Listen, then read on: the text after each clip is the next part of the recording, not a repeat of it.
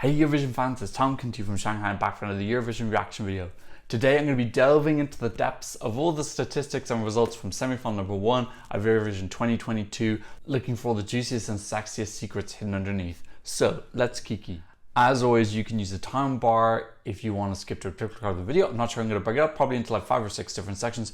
Plus there's timestamps in the description as always. Look, there's lots and lots of stuff to find. Last year I made the mistake of like trying to analyze it so much to the point that it became a little bit of a headache and ended up not doing the video at all. So this year I kind of just gave myself a period of time to try and find out whatever I could, and then I just stopped. So I'm going to try and give you the most important things I can. I'm mostly going off the numbers of rankings, the people, how many points they got in the televote and the jury, and obviously the difference between the two. You can go deeper than that. You can actually look up the jury scores for each country and how the 5 jurors in the jury voted. I did that for a couple of countries, but honestly, it just gets to the point where the workload gets exponentially larger and it just becomes really off-putting. So I didn't do that, but if anyone has found any like really interesting or weird jury vote, you can actually see the jurors' names. So for example, I actually looked up Tusa's, who represented Sweden last year. I looked up who he voted for in the semis. I haven't done that with this video because it's just too much work. First of all, the most obvious thing to go through is the standings, which I've put up here. I don't think any massive surprises. Before the show started, the odds, and myself included, had put through 6 obvious qualifiers, and they were the top 6. So that I don't think gives any real surprises. Of the other 4, it's interesting to note that Lithuania, Switzerland, and Iceland were all outside of the top 10 in the odds before the semi-finals, and even as the odds stopped before the results were announced. So those 3 were the ones that the bookies got wrong. They thought that Albania, Latvia, and Austria were going to get through. So they were quite far off. We were quite far off. 12th, 14th, and 15th were the ones that actually people thought were going to get through. Funnily enough, 11th wasn't Albania or Latvia, as a lot of us expected. It was actually Croatia. Now, it is a little bit misleading because they got 20 points from Slovenia, and there are very few countries who are that far down the rankings which got such a massive, big chunk of points for one country. So if you were to take that 20 away, and also you take away, Albania got 24 from Greece, which I'll also come to later because that's very, very strange. Very strange. I'm going to come to that later because those votes from Greece were really, really odd. If you take that away, actually you could kind of almost argue that Denmark were on the cusp. So really you could say it was kind of like a draw for 11th. Like Denmark's biggest points was 8. They got a bigger spread across the board, whereas these 2 got points from a lot less people, but like really intense from one country. So yeah, could argue that Denmark were the real 11th. Yeah, it was surprised to see Latvia so down, and obviously Austria just completely bombed. I would almost wonder, even if the vocals had been okay, would this even have qualified even with that? I don't think the staging was there either. And then last place was Slovenia. They did really, really, really bad. Again, I'll come to it later, but you could they did absolutely dismally. Let's go into the actual breakdowns because that's where all the juicy, sexy stuff happens. Okay, I've got my notes here. By the way, for this video, I looked up all my stats on Wikipedia, but also use Eurovision World. I'm not sponsored by them, but I do think it's a really great website. They are also the website I use whenever I tell you guys odds, because they correlate all of the odds from all the bookmakers together. So if you want to go check out that website, it's just eurovisionworld.com. You can type it yourself. You don't need to help me type that. Yeah, so let's go through the televote. First obvious headline with the televote is that Ukraine absolutely and utterly dominated it. They got points from everyone. It was pretty much all 12s apart from 6 countries. 5 gave them 10 and 1 gave them 8. Moldova were second. Now they all got points from every single country apart from Albania. Albania's televotes were very strange. I'm just going to be honest. They gave the fewest points to Ukraine. They gave no points to Moldova.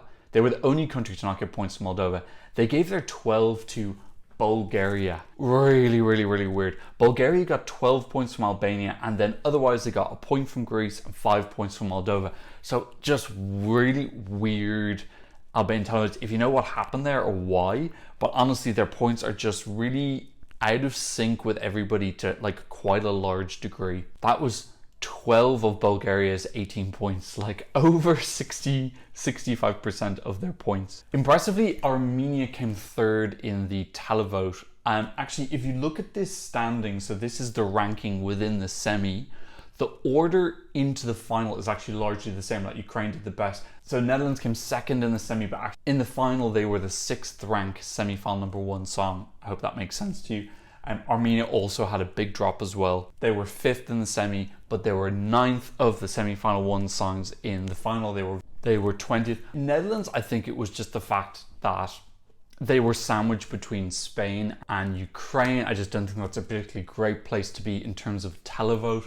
And then with Armenia, I think it's more just that in the semi-final, they were last in the running order. Again, being last in the running order for televote helps a lot. In the semi-final, they got televote points from everyone but Slovenia. But in the final, obviously a lot less so. They were 8th in the running order in the final. So really just showing that massive drop is just that positioning within the televote, I would think. Norway were 4th in the televote, 104. Actually, the televote points are super close. Armenia, Norway, and Lithuania were close. Really surprised by how well Lithuania did in the televote. She got points from everybody. So the countries who got televote points from everybody were Ukraine, Lithuania, Portugal, and Netherlands. So that's really, really amazing. Great for Portugal, which people probably think is like a very jury-baity song. Got points from every single televote country.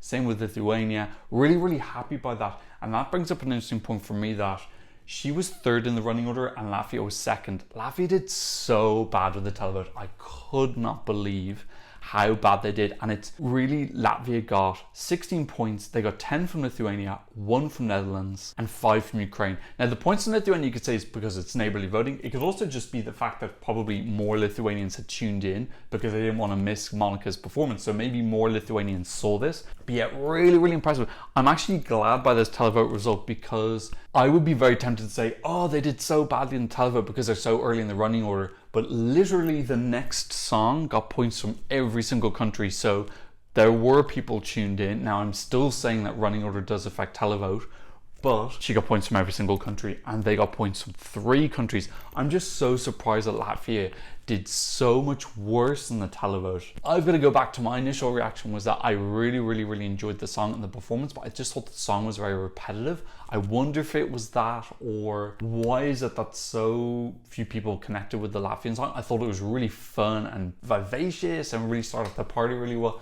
Again, Albania also did better in their televote, so the running order excuse works even less for Latvia because Albania were 9th in the televote. They got points from 9 different countries, including a 12 from Greece. They came 9th. Latvia were 5th, but really 3rd, 4th, and 5th pretty much got the same score, so you could say they were like joint 3rd. And then Latvia were 15th in the televote. So I think this is one of the things that I find the most interesting and weird and unusual about this semi-final is Latvia doing so bad in the televote and not being able to blame on the running order, and their jury score being much better. We saw in Euro Jury, which is a mock jury poll that's done before the competition, that Latvia did very well in the jury. And I thought that was a sign, because I thought the televote was in the bag. So I was like, oh, they did right with the jury. That really is going to work for them. But actually, they didn't do well in the OJE, which is kind of like a mock televote. So those mock results actually mirrored what happened in the competition as well. We need to get into some like speculation what happened there. I thought their staging looked really, really good, and the response in my live stream was really positive as well. Moldova, Armenia, and Norway all got televote points from everyone but 1 country. Interesting thing I noticed about Austria is they did actually get a decent amount of votes. They came 11th in the televote, but they got votes from 12 countries. Keep in mind, the maximum amount of countries that could vote for you is 18. They got from 12 of 18, so actually the televote responded to this. The problem was all of those televote points, the biggest of them was 5. So they got lots of points, but it was all like 1s and 2s and 3s. So people liked it, they just didn't like it enough, or not enough people liked it. Yeah, interesting consistent spread. Whereas if you look at all the countries who did qualify, most of them their highest score is 12. The lowest high score among the countries who qualified was 8. Netherlands and Iceland both got 8. That was their highest televote score, and they still qualified. Definitely the worst in terms of televote, it wasn't Switzerland. Switzerland actually got votes from 6 different countries, again, all 1s to 3s. The worst country by far was Slovenia. Really, they got 8 from Croatia and they got 0 from everybody else. Really, you've got to say that 8 from Croatia is friendly voting, and you could arguably say they got 0 from the televote. So really bad result for Slovenia. Let's not beat around the bush. Sad for those guys. Obviously, I think they had a really great experience. I saw them leave a really lovely message saying it was really happy for them to get 2 weeks off school. Just kind of showing they're obviously like very, very young. But yeah, that really just didn't go down well at all. And the final thing I noticed about the televote is that Albania were the only country who were in the top 10 of the televote who didn't qualify. And I'll get to that, why that is, because you'll see what went wrong when you see the jury scores. But yes, other than that, everyone else in the top 10 of the Televote qualified. The odd person out was Switzerland, who came 16th in the Televote. So that's quite a big swap. Again, we'll go and see, because there's quite a significant difference in Albania and Switzerland's jury points, which we expected. We always knew that Switzerland was a song that was going in very much targeting the jury, both in its styling and the song itself. So look, there's nothing wrong with that as a strategy. Going for the jury points is a very, very viable and legitimate way to try and qualify. Okay, so the jury points I'll put up here. So you'll see that Greece, Netherlands, and Ukraine were 1, 2, and 3. All three of those countries got 4 12s each. The other 7 12 jury points were spread among 7 different people, so quite a nice spread there. Here's where you could see Switzerland managed to qualify, because they came 5th with the jury, so those 107 points were enough to them. Generally, we see that you need around 100 or so points to qualify, and that was the case again this year, where Iceland, who were the 10th qualifier, had 103. Okay, what I noticed about the jury. Now, the big headline with the jury is they absolutely and utterly massacred Albania. They totally and utterly destroyed them. Again, another really strange points anomaly with Albania. Albania's voting, not just where their votes went, but where they received votes, really, really odd this year. They got zeros across the board from every single person, apart from a 12 from Greece. Really, really, really weird, a bit too weird. With their televote, they're giving 12 to Bulgaria, who got almost zeros from everyone else. But then with their jury, Albania are receiving 12 from Greece, but zeros from everyone else. If you study statistics, you'll know how incredibly odd it is to have zilch and then just one maximum from one country. It looks a little bit unusual, let's just put it that way.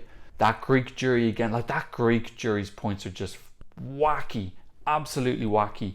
They've given 10 to Bulgaria.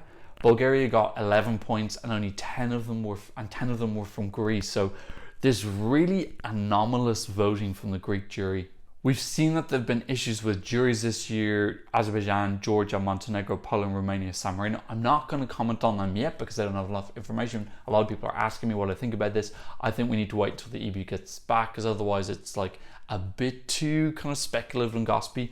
But yeah, I find those Greek jury points completely and utterly wacky. They are so out of touch with absolutely everybody. They gave 7 jury points to Moldova, which I like, but again, nobody else gave Moldova jury points.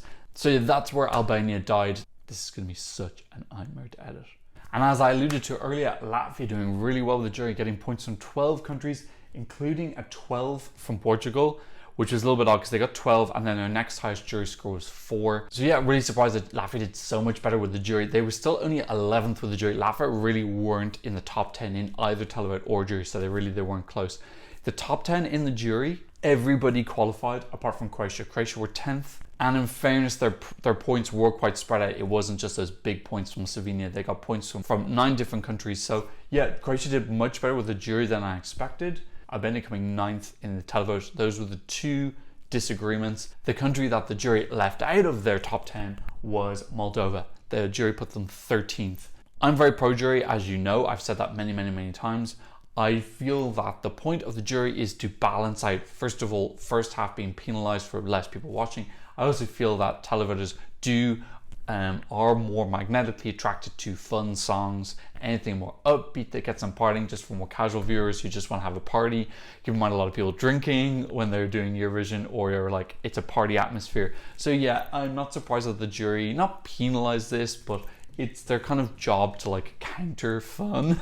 They're meant to be fun disinfectors and early song admirers. So that's kind of why you saw that they put Switzerland 5th, because it's not particularly a happy song and it's early, so that's kind of what their role is. I'm not sure if that's officially what they're told. It's speculation for me, but I am very pro-jury. I do think we need it. Otherwise, songs that come in the first half, it would make the stigma of being drawn in the first half even worse. I've done my running order draws before, where I've shown that the first half of a semi-final pretty much always has less qualifiers. That statistic has continued this year. Both semi-finals had less qualifiers from the first half than the second half. So that trend perpetuates. There's only 2 years when that hasn't happened, 2018, and actually happened in both semi-finals, but that was just a weird year. In all of the other, we've had 28 semi-finals, 26 of them, there's been the same or less qualifiers from the first half. That continues. We need the jury, definitely. But I do think we can tell the jury that it's okay to like a fun song. They don't have to penalize bops that much. I think actually these folky fun songs do well with the televote, but I don't actually think that the like upbeat bops tend to do that much. So I do think that the jury should look out for bops a little bit more and up-tempo songs, because they don't get the same amount of love that kind of like folkier songs get. Okay, we'll have a quick look at the combined. So when you combine the jury and the televote, what do we see? Top 7 got points from every single country. Eurovision World have done this great. They've added the points from each country, as you can see. 8th and 9th in the rankings, which was Moldova and Switzerland. They got points from everyone but one country. So as much as some people will hate on Switzerland, they got points from everyone but Greece. So it was universally appreciated. 10th place was Iceland. They got points from everyone but 4. And that's probably the most significant thing from this, is that if you want to look at who the qualifiers were, they were the people who got the points from the most amount of countries. So that kind of like consistent universal appeal. Croatia only got points from 11 countries, but keep in mind they got 20 points from Slovenia, which was a massive jump for them. They were still quite a way off of Iceland. They were around 28 points behind. Not around 20 points, exactly. They were 28 points behind. So they weren't really that close. And then if you look at everybody else, actually the most consistent, Latvia got points from 14 countries, but they're all really low. Austria got points from 13 countries. And then if you look at the bottom, Slovenia only got points from 3 countries. 1 point from Moldova, 1 point from Netherlands, 13 points from Croatia. If you take away those 13 points from Croatia, Slovenia got 2 points. So really, Slovenia, I definitely think is one of the countries that needs to. I'm going to get into that now. Which of the countries I think need to worry or make changes? And I would say that one of the main ones for me is Slovenia. God, there's literally so much delving you can do in. I'm actually just going to have to edit this down because it's turning into a little bit of a nightmarish video to edit. Let's go through the people on bad qualification streaks. Austria are now on a 3 non-qualification streak. That's definitely something they need to look at, because they had a really strong period where they had 4 qualifications in a row. Something's gone awry there. So yeah, I'm not sure if they've had like a change in team or something, but 4 qualifications with good results as well, keeping they had a win there and a 3rd place. And then into 3 non-qualifications. I don't know what's happening in Austria. Croatia as well on 4 non-qualifications in a row. They'll be probably considering themselves a little bit unlucky because they've had 2 11ths in a row. Keep in mind, Albina TikTok last year was also 11th. I don't know, it is technically 11th, which you could say is close. I don't really know how close they were because they're 28 points behind Iceland. Plus they got a big amount of points from Croatia. So if you take a big amount of points from Slovenia, so if you take those away, they're actually kind of like 40, 50 points behind. So they are technically the closest, but I think they were still like quite a way off of qualifying in terms of a total package. 5 non-qualifications for Latvia, definitely danger spot for them. I think them coming 11th probably would have been good for them, because they said, okay, at least we're making improvements, we're getting close. 5 non-qualifications for them. 18th, 12th, 15th, 17th. I will say actually 12th, 13th, 14th are very close. 58 points, 55 and 55. Denmark and Latvia actually drew. Latvia definitely need to kind of look at what they're doing, what's going on with Supernova. How can they maybe attract some better songs? They have those 2 good results with Amanada, but I have to admit I haven't found her songwriting since Heartbeats to be that compelling. Really, I haven't, but that's a nice way of saying I haven't liked any of her songs since 2016. So I don't know what they need to do to try and find some new songwriters or attract some more talent to Supernova. But yeah, 5 non-qualifications in a row puts them equal with Georgia and Montenegro for the worst qualification streaks that are currently ongoing. And finally, Slovenia on a non-qualification of 2. I don't know if that's time to panic, but this was a pretty heavy last place. So I don't know if they maybe need to see, like, for example, one thing I noticed, and I'm not boasting here, but my polls that I posted on my community section, we had more votes than that than the Slovenian national final. Which I'm not saying that as a boast or brag. I'm saying that as that is not good that a national final has less votes in their televote than a very small YouTube Eurovision fan channel. Like, that is not appropriate engagement. So they need to really, really look at that, because having voting numbers that low in a national final just means that it is just so much easier to get a big family vote, or just get your entire high school to vote for you or something like that. Positive qualification streaks. As we know, Armenia broke their streak of not being in the final since 2017. They had 2 non-qualifications and a non-participation. Greece, 3 qualifications in a row. They are one of the strongest qualification countries. Iceland, also 3 in a row, just scraping in 3rd, 2nd and 10th in their semi-finals in the last 3 editions. Great for them.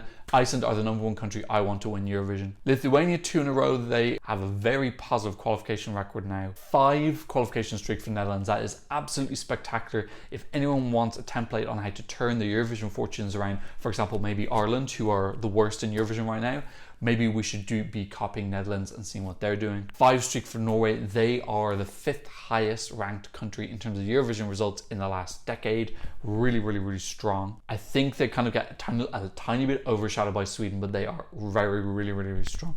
Ukraine maintained their 100% qualification record. That is a testament to how incredibly strong they are. And finally, Switzerland on a 3 qualification streak, despite the fact that there was a lot of hate towards the song this year. Switzerland have absolutely turned things around. Again, another country with a new system that they came up with after 4 non-qualifications in a row, just showing that it is not political. It is down to good management, good decision making, good strategizing. Okay, I think that's probably enough. Look guys, I could just keep digging and delving all night, but this has already been filming for 40 minutes. I'm gonna have to edit the crap out of this. Hopefully you're watching a less than 20-minute video. It's really, really hard to structure something like this, because it's like, how do you organize it? There's so much stuff that you can delve into. Hopefully I've picked out the main points. If you notice anything else that's like very unusual, or if you happen to look through any of the particular jury votes and you notice anything that was strange, please let me know. Okay, and the last thing I'll post up here is the difference between the Televote and the jury. Again, a lot of this is obvious, you probably felt it yourself. So anything that is in green showed that had a bigger televote. So you can see Moldova had the biggest, their televote was much bigger. Anything in red, the redder it is, the bigger the jury vote was than the televote. So again, Switzerland's very red, Greece is very red as well. They actually did okay in the televote, but yeah, their jury was just the best. They came first. And you can see that also in terms of the difference of rankings as well. Moldova and Switzerland, their rankings in the televote and the jury were 11 spots different. And in 3rd place with the biggest difference was Greece. 7 place differences, 1st in the jury, 8th in the televote. So they were the big differences. I'll let you pour over those stats yourself. You can pause it. I need to go to lunch. I've already been filming this video for 41 minutes. It's going to be a nightmare to edit. Hopefully I find some nice, juicy, delicious stuff for you to put your teeth into. Let me know what you think, or if you find anything magical yourself, please write in the comment section down below. And thank you so much for watching. I'll see you in another Eurovision reaction video very soon. Goodbye.